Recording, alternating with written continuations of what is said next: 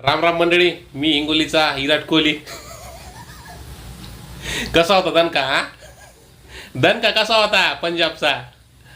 काही लोक म्हणू लागले मला का बा पंजाबची बॅटिंग लय स्ट्रॉंग आहे म्हणे, विराट भाऊ तुम्ही टिकू शकणार नाही म्हणे, हरवती म्हणे तुम्हाला पंजाब. हा नाद करायचा नाही. मी तुम्हाला आधीच म्हणलं होतं नाद करायचा नाही, या बारच्या नंतर नाहीच नाही. आणि हे पा इथं माग कांद्याची चुंगडी आणलेली, चुंगडी कटा आणलाय कांद्याचा. तुम्हाला प्रश्न पडला असेल काहून?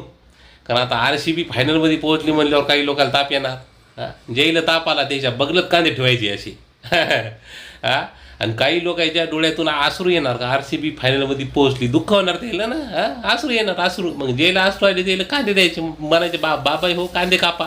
म्हणजे तुम्हाला सांगता येईल का बा हे जे आसरू आहेत ते कांदे कापल्यामुळं आलेले आहेत म्हणून.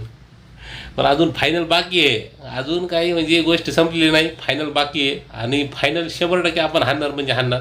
फक्त मुंबई फायनलमध्ये येऊ नये याची मी जरा दुआ करायलो.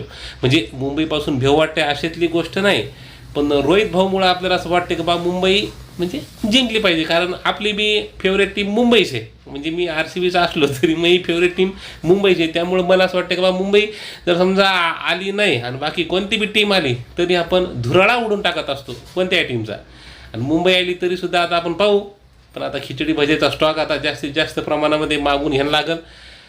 परसा दाखवलं सांगतो का बा खिचडी भजे कमी पडू देऊ नका. म्हणजे कसं आता का खाऊन जमणार नाही. फायनलमध्ये बनल्यावर आता या बारचा फायनल हाणणंच लागते. मागं एकदा आपण फायनलमध्ये गेलतो पण थोडक्यात हुकला होता, पण या बारच्या नाही हो, या बारच्या सुट्टी नाही.